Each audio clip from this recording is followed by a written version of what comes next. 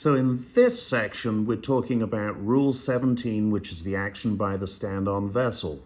And look, here it says, where one of two vessels is to keep out of the way, the other shall keep her course and speed.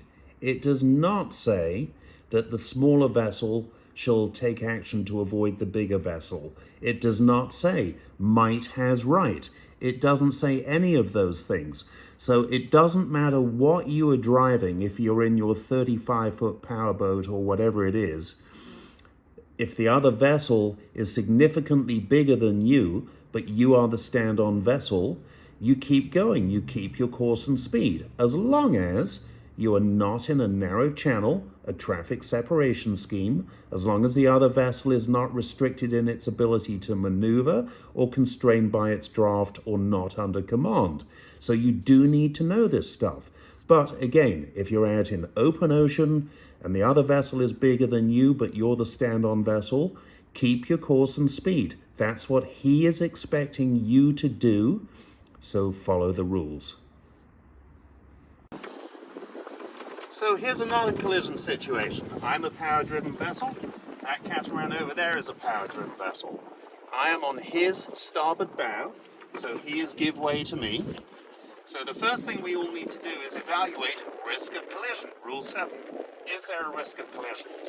As a stand-on vessel, the rules require me to maintain my course and speed, watching for him as the give-way vessel to take proper and effective action to avoid collision. So, let's see what happens. Now, as the stand-on vessel, it says I may take action to avoid collision when it's obvious that he's not doing it. And then it also says that I must take action to avoid collision if the action of the give-way vessel alone would not be enough to avoid collision. In this case, what we can see, as the boat starts to come further onto our bow, you can see that in fact there's no risk of collision.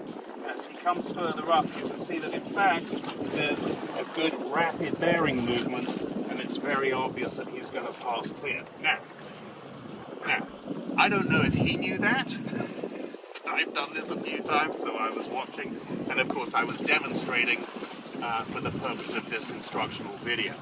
The other thing the rules talk about is that your action to avoid collision must result in passing at a safe distance. What is a safe distance?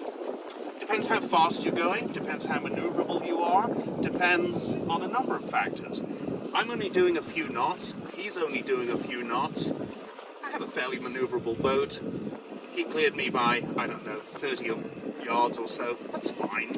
I made it a little closer than I perhaps otherwise would have, again, for demonstration purposes for this video. If you're in a warship or a major ship, you often don't want to get more than half a mile from another vessel, certainly 100 yards. So it all depends on the speed.